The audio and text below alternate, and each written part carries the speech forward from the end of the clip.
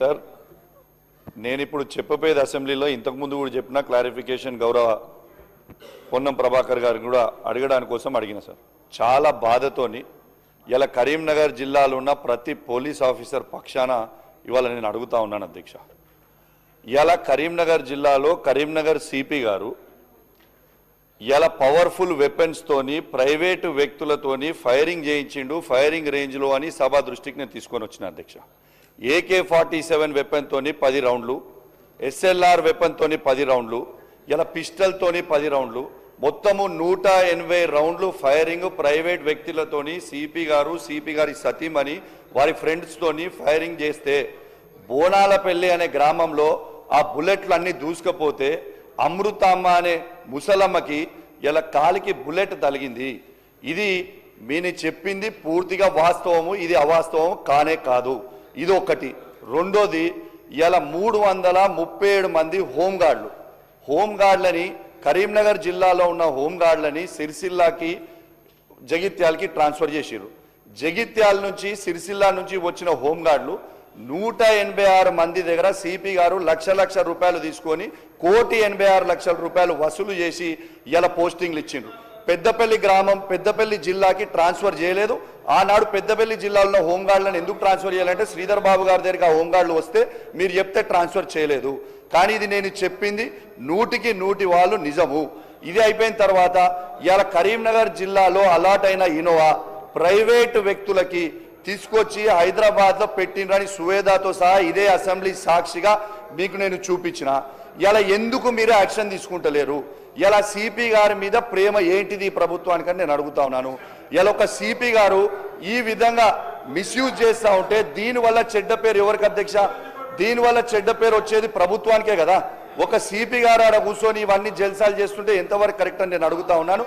ఇలా బడే ఖానా పేరు మీద అధ్యక్ష ఇలా ఒక్కొక్క SHO ఆఫీసర్ దగ్గర 25,000 రూపాయలు ఇలా వసూలు చేసిండు. 2 స్పిన్ ఆఫ్ బాటిల్ వసూలు చేసిండు. నేను చెప్పింది ముమ్మాటికి నిజము. నేను ఏదైనా తప్పు చెప్పుంటే నా ముక్కు భూమికి రాకి క్షమాపణ చెప్తా. దీనివల్ల IPS ఆఫీసర్లకి IAS ఆఫీసర్లకి చెడ్డ పేరు వస్తుంది. ఇలా నేను అందరు IPS ఆఫీసర్లను నేను అంటలేను. ఖచ్చితంగా దీని మీద సిట్ అయ్యాలి. ఇలా నా మీద CID ఎంక్వైరీ చేసిరు, ఏం లేకుండా CID ఎంక్వైరీ సిపి గారి మీద వేయండి. నేను చెప్పినది తప్ప అబద్ధమా అది చేయండి, ఎంక్వైరీ చేయండి. దీనివల్ల నష్టం ఎవరికైతుంది? దీనివల్ల నష్టమయ్యేది ప్రభుత్వానికే కదా.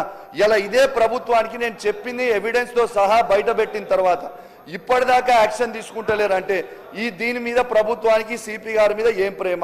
నేను చెప్పింది ఒక్కటే కాదు. ఇలా కరీంనగర్ జిల్లాలో ఉన్న ప్రతి SHO ముచ్చట మీకు చెప్పిన.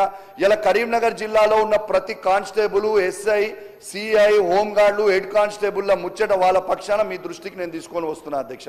ఇలా ఖచ్చితంగా అధ్యక్ష ఇంకోటి కూడా కరీంనగర్ జిల్లాలో ఇప్పటిదాకా ఇలా సరెండర్స్ ఇవ్వలేదు, PRCలు ఇవ్వలేదు, ఎరియర్స్ ఇవ్వలేదు. దయచేసి కరీంనగర్ జిల్లా పక్షాన ఉన్న పోలీస్ ఆఫీసర్ పక్షాన ప్రతి కానిస్టేబుల్ పక్షాన ప్రతి హెడ్ కానిస్టేబుల్ పక్షాన ప్రతి ASI పక్షాన ప్రతి SI పక్షాన దయచేసి మిమ్మల్ని నేను రిక్వెస్ట్ చేస్తా ఉన్నాను. వాళ్ళ సరెండర్ లీవ్స్ కానీ ఎరియర్స్ కానివ్వండి TL, DL కానీ దయచేసి వాళ్ళకి ఇవ్వాలని డిమాండ్ చేస్తా ఉన్నాను. మీ ప్రభుత్వానికి మాత్రం పూర్తిగా చెడ్డ పేరు తెస్తా ఉన్నాడు అక్కడ సిపి గారు. ఎగ్జాంపుల్ నిన్న కూడా చెప్తా ఉన్నాను. నిన్న ఇల్లంతకుంటలో రాముల వారి కళ్యాణం అయింది. ఆడి రివ్యూ మీటింగ్కి సిపి గారు రాలేదు. ఎందుకు రాలేదు? కరీంనగర్ జిల్లాలో ఉన్నది సార్, కరీంనగర్ జిల్లాలో ఉన్నది చిన్న జిల్లా, ఒకటే పెద్ద టెంపుల్. ఆ టెంపుల్కి రివ్యూ మీటింగ్కి సిపి గారు ఎందుకు రాలేదు? నిన్న అవుతుంటే కూడా నిన్న వచ్చి తూతు మంత్రంగా వచ్చిండ్రు, మంత్రి గారితో వచ్చిర్రు. మంత్రి గారు మళ్ళీ హుస్నాబాద్ పోవాలి, పొన్నం ప్రభాకర్ గారు ఓకే ఐ అండర్స్టాండ్, ప్రభాకర్ గారు వేరు. మంత్రి గారు పోగానే 5 నిమిషాలు అక్కడ దాదాపు 50,000 మంది ఉంటారు. 50,000 మంది దాకా కళ్యాణానికి వచ్చినప్పుడు సిపి గారు లేచి మంత్రి గారు వెళ్ళిపోగానే మంత్రి గారు పోయిన 5 మినిట్స్గానే పోయాడు. మంత్రి గారిది తప్పు పడతలే నేను. గౌరవ మంత్రి గారు అక్కడ హుస్నాబాద్కి పోవాలి, వారి దగ్గరికి పోవాలి, వచ్చిపోయారు, బట్టలు ఇచ్చిపోయారు. కానీ ఈ సిపి గారికి మీద ఏం ప్రేమ అనేది మీరే ఆలోచన చేయండి. దీనివల్ల ప్రభుత్వం పూర్తిగా చెడ్డ పేరు వస్తుంది ప్రభుత్వానికి. మొత్తం పోలీస్ డిపార్ట్మెంట్ మొత్తం కూడా చెడ్డ పేరు తెస్తా ఉందని చెప్పి సందర్భంగా తెలియజేస్తూ ఖచ్చితంగా సిపి గారి మీద యాక్షన్ తీసుకుంటారని నేను కోరుతా ఉన్నాను. గౌరవ జిల్లా మంత్రి గారు రిప్లై ఇస్తా ఉన్నారు. పొన్నం ప్రభాకర్ గారు, శ్రీధర్ బాబు గారు, లక్ష్మణ్ గారు దయచేసి ఇది మీరు చూసుకోవాలని విజ్ఞప్తి చేస్తూ సెలవు తీసుకుంటాను. Thank you very much. Sir, గౌరవ బీసీ శాఖ మంత్రి గారు పొన్నం ప్రభాకర్ గారు చాలా ఆవేదనతోటి ఆవేశం కూడా చెప్పిండు అధ్యక్ష. వారు మాకు తెలుసు అధ్యక్ష, 1984లో కూడా నేను వారు బీసీ సమసంఘన పరిషత్తులో పోరాటం చేసిన అధ్యక్ష.